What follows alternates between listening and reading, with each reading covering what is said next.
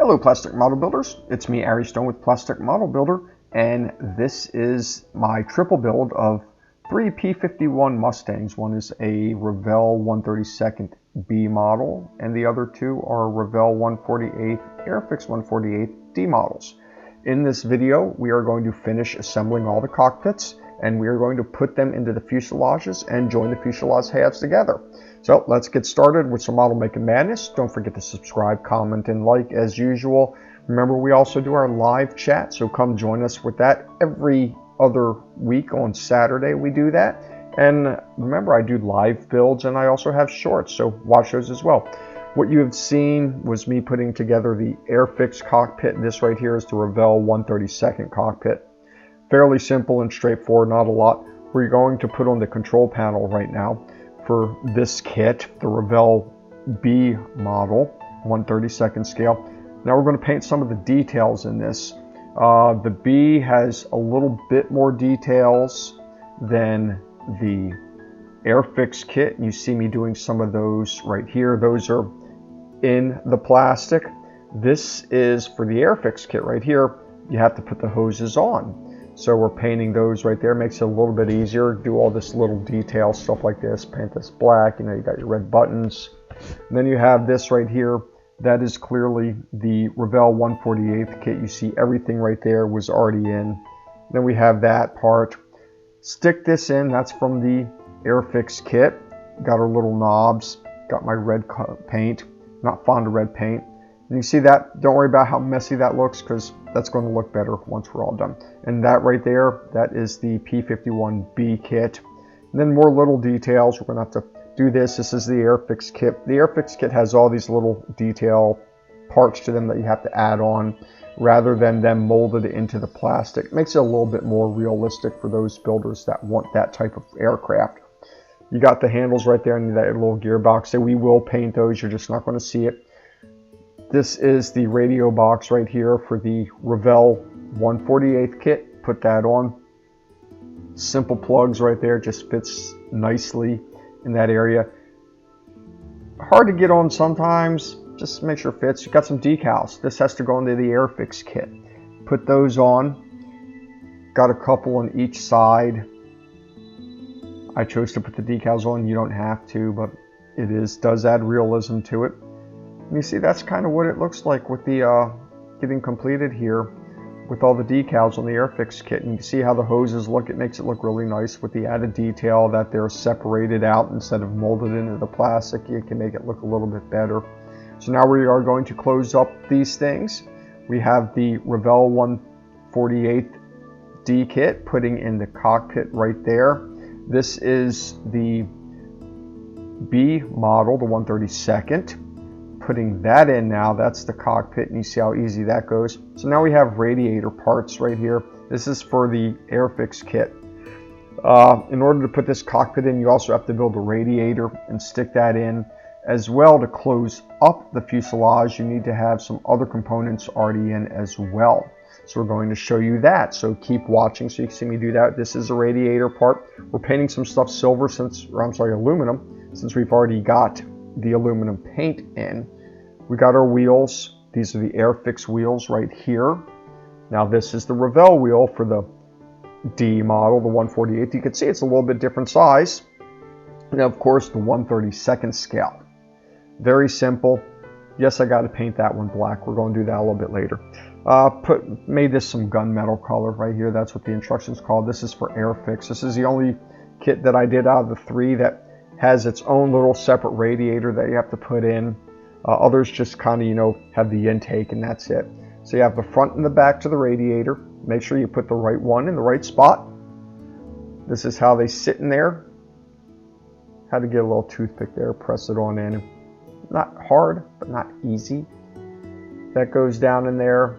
And you have this little piece right there that sits right there on the front. You're going to put that into the aircraft. This was actually a complex radiator as opposed to other kits that I have done, but then again, I've only done Revell kits. So really, this is quite the treat, something different. You have to put this on the top and that will fit inside of the fuselage on the half of it. We actually put this right here for the cockpit part. It sits a little differently, just kind of has those little resting spots. Put it on there, and we will not have to put on, I got to paint this first actually, I forgot to paint that, so then I go back later. So we have to put on the landing gear doors. They all come hinged like this, not hinged, but locked down. So I put this on, then got to take it off. And I'll show you that because you see why here. Got the landing gear, has to go in here, and it's got some pins. One sits down on the base, and then the others on the other landing gear side. So you got to make sure you fit those in properly.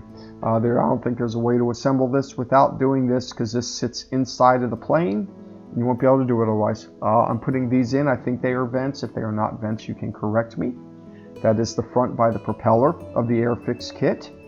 Goes in, and then we have the tail. Make sure you put in the right tail. I don't know if I put the right tail in or not, because it has two of them. And I was just kind of cutting out parts and not paying attention to some things. But this is how it is. It looks fairly decent. Goes together very well. Now we can put this Airfix cockpit into this and seal this up. You see a pattern here. We're getting everything sealed up, which is really making things go quicker. Got that. We're also going to complete the engine, by the way, for the P-51 B-132nd. We're going to show you that here soon, as soon as we get this sealed up here. Goes together fairly easily. You have both fuselage halves, this seam right here, then there's going to be an engine cap that goes on there. I guess you could call it the hoods. I'm not sure what else you would want to call it. Just make sure you get all the glued parts in there. A lot of little seams right here, as you can see. And there it is. That's the hood that goes right on top. Nothing spectacular there. It's glued in.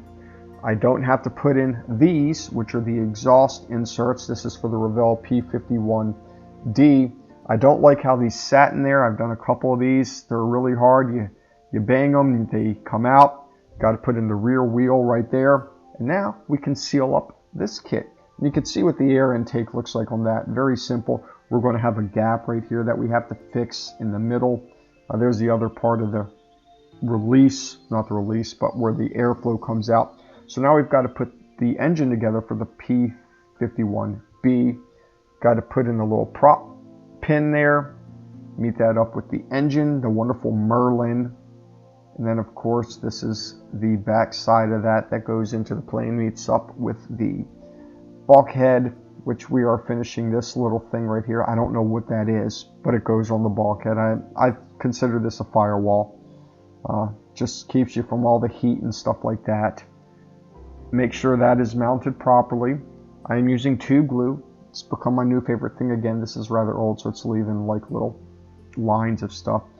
I wanted the motor to be very secure on there, not have to pop out, and tube glue will certainly do it since the mount's not a lot of glue. This is for the radio boxes. They're going to go right here. Now when you put this together and you put the halves in here, you need to make sure that this goes together very well and that all these parts line up. Here's the rear for the radiator for that. Fairly simple. Back to the other things we got to put right here. The rear wheel has a little pin, sits in there like that. It can only go one way.